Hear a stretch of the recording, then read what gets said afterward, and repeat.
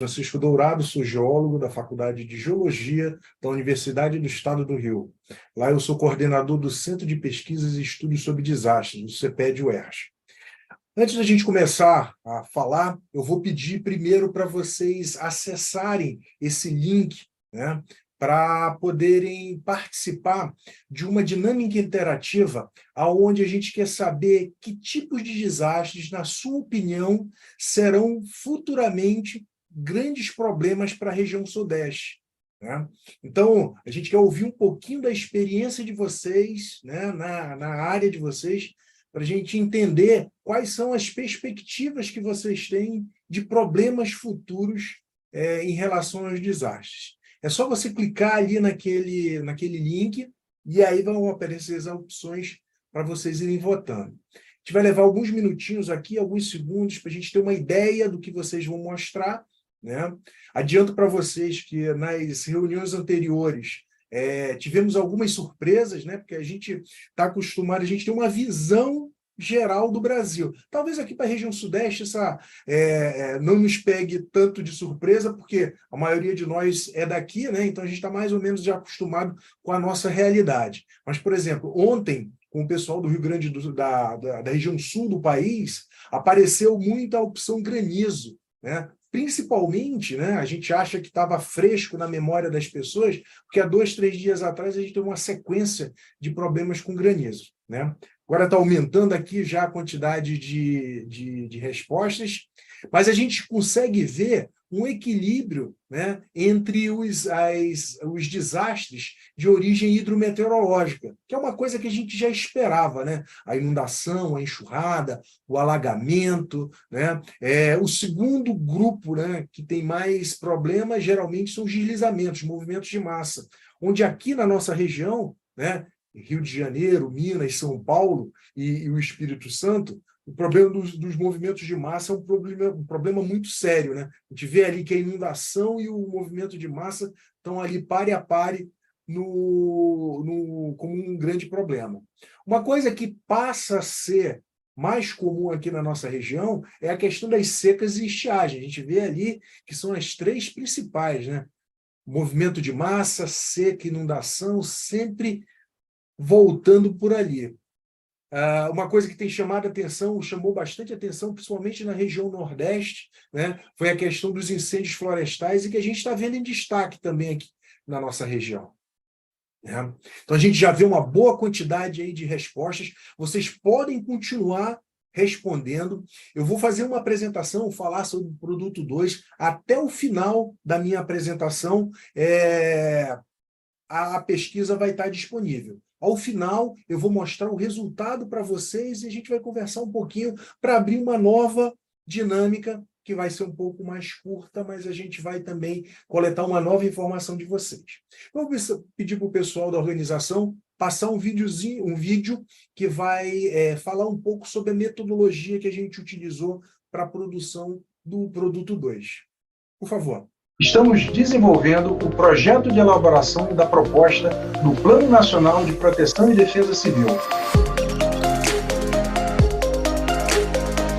A proposta do Plano Nacional de Proteção e Defesa Civil foi dividida em 11 produtos.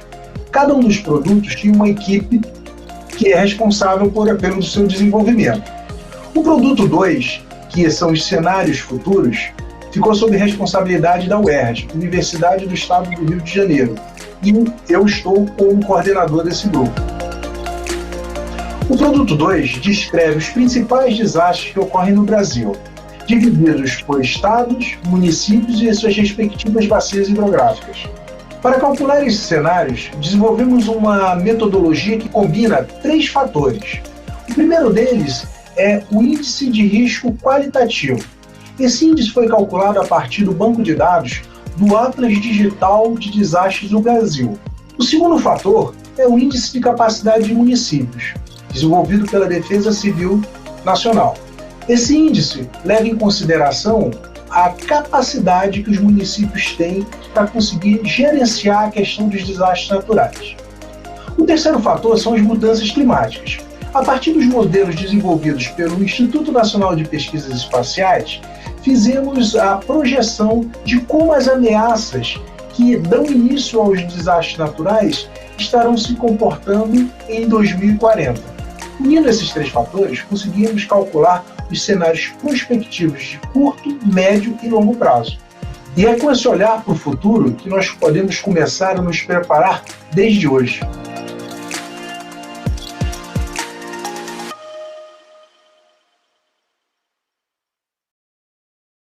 E muito obrigado. Então, em resumo da apresentação, nossa metodologia ela é baseada na flor de risco adotada pelo IPCC. Na flor de risco adotada pelo IPCC, ao invés de a gente ter essas três pétalas, lá existem 4. A gente uniu 2 dessas pétalas no índice de capacidade municipal, que vai representar a questão da vulnerabilidade e do poder de resposta que os municípios têm, né? Então, o risco vai ser calculado em função do índice de capacidade de municípios, os modelos climáticos, as variações que vão ocorrer ambientais em função dos modelos climáticos e o índice de risco qualitativo. Isso vai ser um pouco, a gente vai abrir um pouco para vocês discutir um pouquinho nos próximos slides. Próximo, por favor. Quando a gente fala do indicador de capacidade municipal, esse é um indicador desenvolvido pela Secretaria de Defesa Civil Nacional, que leva em consideração, na sua nova versão, 20 variáveis. Cada variável dessa avalia um instrumento de resposta à questão dos desastres naturais, né? Se divide em 3 dimensões, uma sobre instrumentos de planejamento e gestão, coordenação intersetorial resposta, e a terceira dimensão, políticas e programas e ações. Dependendo do tamanho do município, do grau de prioridade, os municípios vão ganhar 4 classificações. Cada classificação dessa em função dessa pontuação que ele recebe. A classificação A são os municípios que vão ter uma maior capacidade de resposta, e na outra extremidade, os municípios classificados como D, que são os municípios que ainda têm essa sua capacidade em desenvolvimento, ainda muito incipiente, né? Vão ser os municípios que vão ter uma menor quantidade dessas variáveis já instaladas no seu município. Próximo. Então, essa aí é o cenário, a distribuição espacial dos municípios em relação a essa classificação do indicador de capacidade municipal. As melhores classificações são a A, né, que estão pintadas aí em verde, e os municípios com menor capacidade são esses em tons de amarelo e vermelho clarinho. Próximo. A outra pétala que a gente trabalha, que a gente trabalhou, foi a questão das mudanças climáticas. A gente escolheu 6 variáveis, cada uma representando uma condição climática diferente. E depois nós associamos essas condições climáticas com os fatores deflagradores dos desastres que a gente analisou. Essas 6 variáveis foram a precipitação em 99 percentil. O que isso significa? São as precipitações, as chuvas mais extremas, né? Elas representam 1% do total das chuvas que vão ser registradas no futuro.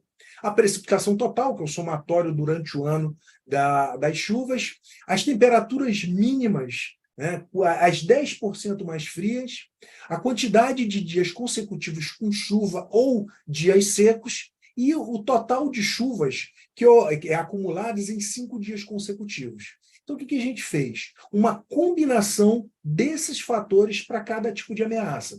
Por exemplo, se a gente está falando da ameaça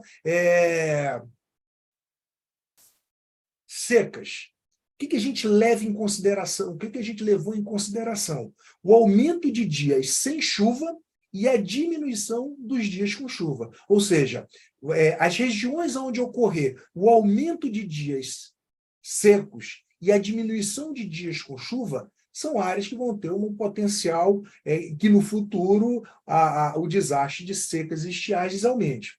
Por outro lado, aonde isso diminua, né, onde a quantidade de dias secos diminui e a quantidade de dias de chuva aumente, a gente vai olhar essa região como uma área onde vai diminuir a questão das secas e estiagens. Só que a gente tem outro tipo de desastre que isso vai acontecer exatamente da forma contrária, como, por exemplo, os alagamentos, né? Os alagamentos, a gente vai levar em consideração alagamentos, inundações, e outras ameaças que a gente vai mostrar daqui a pouco. Se eu aumento a quantidade de eventos extremos, lá, aquela precipitação 99 percentil, a gente vai marcar essas áreas como áreas que vão ter um aumento desse tipo de desastre, e vice-versa. Tá? Próximo. Então, a gente teve esse resultado. Os tipos de desastres que a gente analisou foram os alagamentos, as enxurradas, as inundações, granizos, tornados, vendavais, erosão, movimento de massa, incêndios florestais, secas e estiagens e ondas de frio. Vocês devem estar se perguntando, e os outros tipos de desastres? Por que não foram analisados? Na verdade, eles estão sendo analisados, vão ser trabalhados nos outros produtos, mas para a questão dos cenários futuros, especificamente no que a gente está apresentando agora, a gente se limitou a essas 11 tipologias de desastre, porque a fonte de dados que nós temos, que foi o Atlas Digital de Desastres no Brasil, é baseado no S2ID, que é o nosso banco de dados de desastre no Brasil. Eles se apresentaram, essas 11 tipos de desastres, se apresentaram como os mais comuns, os que mais aparecem no banco de dados. Vocês devem se perguntar, mas na minha região, por exemplo, pode ter subsidência, é um problema grave que nos gera problemas. Só que a gente tem que fazer, a ideia do plano é fazer uma análise do Brasil como um todo, depois regionalizar, e aí essas análises mais pontuais a cada município têm que ser feitas individualmente pela sua própria defesa civil, seja ela estadual ou municipal. Então, foi priorizado para essas análises, essas tipologias, mas não fugiram do nosso olhar as demais tipologias. Não foi feita os cenários futuros, mas eles não saíram do nosso radar. Próximo. Então, juntando as informações do índice de capacidade de município, as mudanças climáticas e o índice de risco qualitativo, nós construímos esses cenários de tendências para 2040. Alguns desses tipos de desastres, a gente conseguiu juntar no mesmo cenário, por quê? Porque eles têm os mesmos fatores deflagradores. A inundação, a enxurrada, o alagamento, o vendaval e os ciclones dependem daqueles eventos extremos de 99 percentil. Mas, por exemplo, quando a gente pensa em erosão, a gente não tinha como combinar com outros desastres, por quê? Porque nós consideramos como fatores deflagradores para a erosão os eventos extremos, mas também somado à precipitação total acumulada. Porque, apesar de ser intensificado durante essas chuvas fortes, as chuvas contínuas durante o ano também geram a erosão. Mesma coisa para o movimento de massa, onde a gente olhou o quê? As chuvas extremas, só que somadas a dias consecutivos de chuva acumulados. Ou seja, se eu tenho uma sequência de dias, 5, 6 dias de chuva, e logo depois de um evento extremo, nesse tipo de combinação, eu vou ter uma quantidade maior de movimentos de massa. Incêndios florestais, foi aquele caso que eu falei para vocês há pouco, né? Eu tenho um aumento dos dias secos e a diminuição dos dias de chuva, e as ondas de frio é aquele percentil dos 10% dos dias mais frios durante o ano. Né? Então, essa é a visão geral para o Brasil, e agora a gente vai falar um pouquinho da regionalização. Nosso encontro aqui é sobre a região Sudeste, então a gente vai falar um pouquinho especificamente da região Sudeste. Quando a gente fala de alagamento, enxurrada, inundação, tornados, vendavais e ciclones, a gente vê que a região Sudeste, ela tem um comportamento mais ou menos homogêneo, uma faixa que está verde, ou seja, que tem uma tendência de melhora do cenário para o caso de alagamento e enxurrada, inundação, tornado, vendavais e ciclones. Por quê? Porque a gente vê uma leve diminuição das chuvas nessa região mais norte, né, essa porção mais norte da região Sudeste. A gente fala ali daquela região do Rio Paraíba do Sul, entrando pela região metropolitana de São Paulo, até essa porção no limite entre a região Sudeste e Sul, a gente já vê uma oportunidade de melhora da adaptação, da mudança do clima e preparação dos desastres. Por quê? Porque essa região também tem mostrado um problema um pouco mais acentuado das mudanças climáticas. Vocês devem ter notado, por exemplo, ali na região mais norte, na porção mais norte da região sudeste, um mesclado entre uma região verde e alguns pontos para melhora do ICM, que é o Índice de Capacidade dos Municípios. Por que esses municípios aparecem ali num tom avermelhado? Porque lá na nossa análise do Índice de Capacidade dos Municípios, esses municípios apresentaram uma nota, um grau mais baixo de capacidade. Então, apesar dos seus vizinhos, né, terem uma condição melhor, esses municípios destacados em rosa, eles têm uma oportunidade de tentar melhorar a sua capacidade de resposta a desastre para melhorar esse cenário futuro. Né? Então, a gente vê isso aí como uma oportunidade para esses municípios se capacitarem melhor. Próximo. A questão da erosão, muito parecido com o anterior, né? Só que a gente também soma a questão do acumulado anual. O que fez a diferença do anterior para esse é porque alguns municípios, mais na porção sul e nessa porção ali do eixo do Rio Paraíba do Sul e da região metropolitana de São Paulo, tem uma tendência da diminuição da chuva acumulada anual. Próximo. Mesma coisa para o movimento de massa, né? A gente vê que a maioria desses desastres eles têm um controle muito próximo dessas condições climáticas. Né? Todas as 11 análises que nós fizemos têm como o fator deflagrador alguma componente relacionada ou à meteorologia ou ao clima. Próximo. Já quando a gente vai para a questão dos incêndios florestais e secas de estiagem, isso inverte um pouco. Né? Então, a gente vai ter um cenário mais generalizado da questão da oportunidade da adaptação, da mudança do clima e da preparação dos desastres, com os municípios que tiveram um índice um pouco menor de capacitação, acentuados, destacados ali. E, por último, próximo, as ondas de frio, que vão ser muito parecida com a questão dos incêndios, só que a gente vê uma diferença entre o vermelho e o amarelo, entre o vermelho e esse rosa mais clarinho, justamente porque eu tenho alguns municípios que, quando a gente fala da questão das ondas de frio, eles estão um pouco mais preparados por alguma daquelas variáveis ali para a questão das ondas de frio, ok?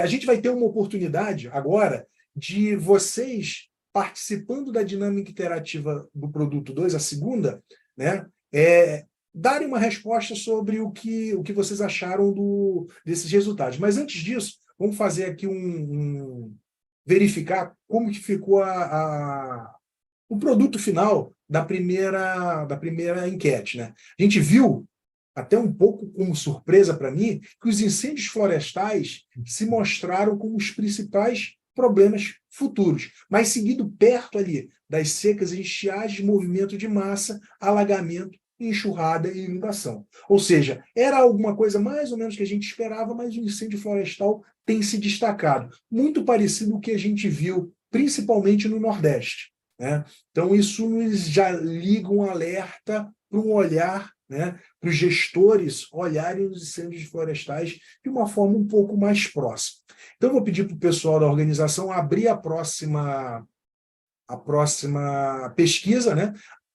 Acessar o mesmo link anterior, só que agora vai aparecer essas três opções. Se o que eu apresentei agora como resultado, sim, era o que vocês esperavam, não me surpreendeu, ou seja, eu não esperava essas respostas, ou em parte sim, em parte não. Tá? Óbvio que a contribuição de vocês é sempre valiosa, mas eu queria ouvir em especial o pessoal que está respondendo assim, não, me surpreendeu. Por quê? Porque as respostas divergentes podem nos ajudar a fazer algum ajuste nos modelos que a gente está apresentando, né? Então, após todas as apresentações, vai ter um momento de interação entre vocês e a gente. Então, eu peço para o pessoal que está respondendo ali, não, me surpreendeu, aproveitar esse momento para dizer, olha só, não, eu esperava isso, eu acho que na minha região é aquilo. Já posso meio que adiantar para vocês o seguinte, lembrando que às vezes eu posso ter um problema regional, local, do município, ou de uma região do município de vocês. É uma coisa que a gente não está olhando agora, por quê? Porque a nossa visão é de Brasil como um todo. Esses detalhes, essas coisas mais pontuais, são coisas que a gente vai trabalhar um pouco mais à frente, ok?